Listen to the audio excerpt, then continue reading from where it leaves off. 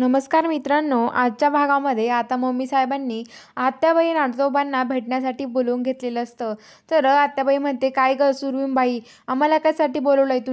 तर आता लगेच त्या म्हणतात की काहीतरी काम होतं त्यामुळं बोलवलंय.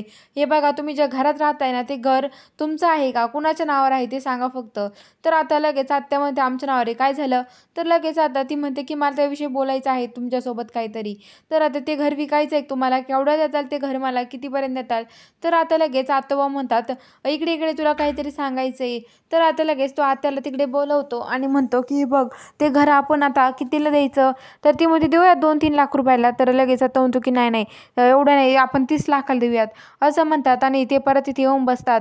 आणि आता मग लगेच मम्मी साहेब म्हणतात की "केवढं द्यायचं ठरलं मग घर?" तर आता लगेच आत्या म्हणते की 30 लाखाला. तर मम्मी साहेब म्हणतात, "30 नाही, 60 लाखाला दे, पण मला ते घर पाहिजे आहे." तर आता लगेच मग त्या म्हणतात की "कशासाठी पाहिजे घर?" पण त्या म्हणतात, आत्याबाई मम्मी साहेब म्हणतात, "आम्हाला पाहिजे म्हणजे पाहिजेच घर." असं म्हणतात. तर इकडं आता सत्या आणि मंजू बसलेले असतात. मंजू सत्याला म्हणते की "सत्या, सगळ्यांना पूजेचे आमंत्रण देऊन झालं, पण आता मम्मी साहेबांना तेच राहिले." तर सत्या म्हणतो की "हे बघा तुम्हाला सांगतोय वाघमारे, मम्मी साहेबांना त्यांना आमंत्रण द्यायचं नाही. तुम्ही सगळ्यांना द्या, पप्पाला द्या, चित्रकार तुम्हाला सांगतो, परत सवीला द्या, कवीला द्या, जयदीप दादाला द्या, सगळ्यांना आमंत्रण द्या. पण तुम्ही मम्मी साहेबांना आमंत्रण देऊ शकत नाही. ती माझ्या डोक्यासमोरून तिचं नावसुद्धा माझ्या डोळ्यासमोर काढायचं नाही. तुम्हाला एवढं त्रास देऊ पण तुम्ही त्या बाईचं नाव का घेता हो वाघमारे?" असं म्हणतो.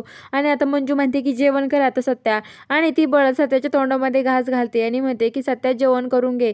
तर सत्या जेवण करतो. तर आता लगेच मंजू म्हणते की "बरं ठीक आहे, नाही देणार आमंत्रण." असं म्हणते. तर आता इकडं जी आत्याबाई ते असतात ते झोपेला असतात आतोबा, आणि आत्याबाई उठलेल्या असतात. आत्याबाईला नुसतं त्या पैशाचं डोक्यात बसलेलं असतं, त्यामुळे आत्याबाई विचार करत असतात. तर लगेच ते आतोबा उठतात आणि ओरडतात, "बापरे!" तर आता लगेच ते आत्या म्हणते, "काय हो, काय झालं तुम्हाला ओरडायला? तुम्ही ते स्वप्नच पाहताय का?" तर मग ते लगेच आतोबा म्हणतात, "मी जे स्वप्न पाहतोय ना, ते तू पाहते का?" तर ती म्हणते की "हो ना." ते दोघं मोठ्या मोठ्याने बोलत असते. तर आता मग तिथे लगेच अमृता येते आणि अमृता म्हणते की "आत्या, आतोबा, तुमचं काय चाललंय? किती रात्र झाली आहे? काय बोलताय तुम्ही नेमकं? काय झालं होतं तुमच्या दोघांचं, एवढ्या मोठ्याने बोलत होता?" तर आत्या म्हणते की "तुला काय करायचं, जाय झोप ना." तर आता लगेच ती म्हणते की "एवढं बोलतो ते मोठ्याने, काहीतरी चालू होतं तुमचं नक्कीच." असं मग ती अमृता म्हणते. तर आता इकडं ज्या मम्मी साहेब आहेत त्या तिथे मनुकीन ते खात बसलेले असतात. तर आता तिथे सपनी त्या येतात आणि म्हणतात की "मम्मी साहेब, तुम्हाला काही कळलं का नाही?" तर मम्मी साहेब म्हणतात, "काय झालं? अहो, तुम्हाला माहिती का, सगळे उद्या घरभरणीला जाणार आहे. तुमच्या निवडटली नवीन घर घेतलं ना तिथं." तर आता इकडं जी मंजू आहे ती सकाळी सकाळी आवरून तिथे घरासमोर रांगोळी काढत असते. नवीन घरासमोर रांगोळी काढत असते. तिथे सत्य येतो आणि म्हणतो की "काय हो वाघमारे, काय करताय? खूपच छान दिसताय आज हा, खूप भारी आवरलंय तुम्ही. आणि रांगोळी बिंगोळी तर खूप भारी काढताय. खूप छान रांगोळी काढली तुम्ही वाघमारे." तर मंजू म्हणते की "मग तुला काय वाटलं, मला रांगोळी येत नाही का?" तर सत्या म्हणतो, "जाऊ द्या, तुम्ही नुसते मला आळच बोलतात. जाऊ द्या, मी विचारणारच नाही तुम्हाला." तर आता मंजू म्हणते की "हो सत्या, आवरून घे पटापटा." सत्या म्हणतो, "काय आवरू आता?" मंजू म्हणते, "जी माळा ठेवल्यात, सगळ्याला माळा वगैरे लावून घे." आणि सत्य तिथे लगेच माळाची पिशवी घेतो. म्हणतो की "थँक्स, मला माळा कुठे त्याबद्दल सांगितल्याबद्दल." आणि सगळीकडे सत्या तो माळा वगैरे लावत असतो. तर आता इकडं पोलीस स्टेशनमध्ये जो पप्प्या आहे, तो पप्प्या सगळ्यांसाठी चहा बनवून घेऊन येतो आणि सगळ्यांना चहा देत असतो. तर तो त्या हवालदारला त्यांना विचारतो की "कुठं आहे मंजूताई, परत भारती मावशी कुठं आहेत? कुणीच नाही आहे." तर ते म्हणतात "बाहेर गेल्या आहेत त्या." तर ते म्हणतात "मग मोरे सर ते कुठं आहेत?" "मंजू तिथं मला किती दिवसापासून कळलंच नाही." तर आता लगेच ते बलमा येतो आणि बलमा म्हणतो की "मोरे सर ते कुठे आहे? मोरे सर या बाहेर, तुम्हाला काहीतरी सांगायचं आहे." तर मोरे सर म्हणतात, "बोल ना, काय रे बलमा?" तर आता लगेच बलमा म्हणतो की "हे बघा मोरे सर, तुम्हाला अर्जंट माहिती सांगायची होती. जे आपल्याला हे आहे ना, मंजूताईच्या घराची, मंजू वहिनीच्या आणि दादाच्या घराची घरभरणी आहे. त्यामुळं तुम्हाला सगळ्यांना आग्रहाचं आमंत्रण आहे." असं ते सांगतात. तर "ठीक आहे." मोरे सर म्हणतात, "येतो आम्ही." असं म्हणतात. तर आता इकडं मंजू सत्या म्हणतात की "आपली सत्या सगळी तयारी झाली, पण आपल्या घरामध्ये देवाचे फोटो वगैरे काहीच नाहीये." तर बलमा म्हणतो, "काळजी करू नका. हे बघा, तुमच्या घरामध्ये लावण्यासाठी देवाचे फोटो वगैरे सगळं आणलंय मी. आणि काळजी करायची काही कारण नाही आहे. चला आवरून घेऊयात आपण, आता फोटो वगैरे लावावा लागेल आपल्याला." तर मंजू सत्या म्हणतात की "ठीक आहे बलमा, चल." तर आता ते फोटो वगैरे घेतात आणि आतमध्ये लावायला जातात. तर मंजू म्हणते की "काय रे बलमा, सत्या?" तर तेवढे ते पप्प्या येतो आणि पप्प्या आल्यावरती आता पप्प्या म्हणतो की "मी कसा दिसतोय?" तर सगळेजण पप्प्याकडे आश्चर्यचकित होऊन बघतात. पप्प्या म्हणतो की "मी एकटा नाही आलो, पण मी जोडीनं ह्या माझ्यासोबत कोणाला तरी घेऊन आलोय. मी यांना घेऊन आलोय. तुम्हाला माहिती का, गुरूंना, बामणाला घेऊन आलोय मी.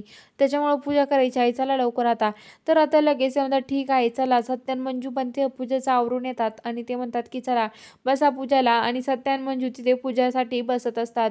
तर आता गुरुजी म्हणतात की तुम्ही काळजी करू नका, मी सगळं काही व्यवस्थित पार पाडेल, असं ते गुरुजी म्हणतात. आणि सत्य आणि मंजूची तिथे पूजाविधी सुरू होते. तर आता लगेच त्यांचं पूजा संपन्न होते. तर सत्य मंजू म्हणते, गुरुजी म्हणतात पूजा संपन्न झाली आहे, त्यामुळं तुम्ही आता बाकीचं सगळं आवरू शकता. तर आता लगेच सत्य आणि मंजू म्हणतात की हो, पण अजून कसं कुणी आलं नाही. मंजू सत्याला म्हणते की सत्या बघ ना, मग माझं कुणी आलं नाही, पोलीस स्टेशनचं कुणीच आलं नाही, असं कसं काय घडू शकतं, कुणीच आपलं कसं काय आलं नाही ते.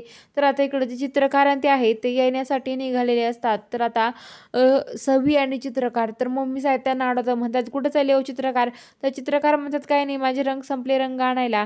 मग आणि कवी म्हणते की बाजारात. तर मम्मी सांगतात अजिबात कुठं जायचं नाही. तेवढ्याच तिथे मोरे सर येतात आणि दरवाजा वाजवतात. तर लगेच मम्मी साहेब दरवाजा उघडतात आणि म्हणतात काय रे, काय काम आहे तुझं इथं. तर आता लगेच मोरे सर म्हणतात अहो काय बोलताय तुम्ही, माझं काय काम, म्हणजे तुम्हाला माहिती का, तुम्ही त्या मंजूला असं घराबाहेर नव्हतं काढून द्यायला पाहिजे, आमचं तसं काही नव्हतं हो. तर आता लगेच तुम्ही तर चित्रकार म्हणतात घरात या. तर आता मोरे सर घरात यायला लागतात. तर मम्मी साहेब लगेच हात लावतात आणि म्हणतात की अजिबात घरात पुढं पाऊल टाकायचं नाहीये, मला माहिती ना तुम्ही त्या नेबलेट संग काय चाललं तुमचं, आणि त्या नेबलेटचं मला सगळं समजलं आहे. तर आता लगेच ते म्हणतात म्हणजे काय बोलताय तुम्ही, तुम्हाला सांगतो ना माझ्या बायको हॉस्पिटलमध्ये होती, इमर्जन्सी खूप गरज होती, माझ्या पुरीजवळ कोणी नव्हतं ना, त्यामुळं मी त्या मंजूला ठेवलं होतं, असं ते सांगतात. तर आता चित्रकार म्हणतात की हो आम्हाला विश्वास तुमच्यावर, तुम्ही काळजी करू नका, मोरे सर असं म्हणते. तर मम्मी साहेब म्हणतात की नाही नाही, असं नाही काही, तुम्हाला सांगू का मी, मला माहिती ना तुमचं काय चालू होतं दोघांचं, असं मम्मी साहेब म्हणतात. तर आता इकडं सत्य आणि मंजूची पूजा होत असते तेवढ्या तिथे आता आत्यान ते सगळेजण येतात. तर मंजू म्हणते सगळेजण एवढ्या उशिरा. तर आत्यान ते सगळं सामान तिथे बॅगेत घेऊन आलेले असतात. तर मंजू म्हणते एवढं भेटवस्तू कशासाठी आणल्या. तर आता लगेच मंजूच्या आईन त्या म्हणतात अगं तेवढं काय त्याच्यामध्ये, तुमच्या घराची घरभरणी आहे, मग भेटवस्तू नाही आणायच्या तर काय आणायच्या.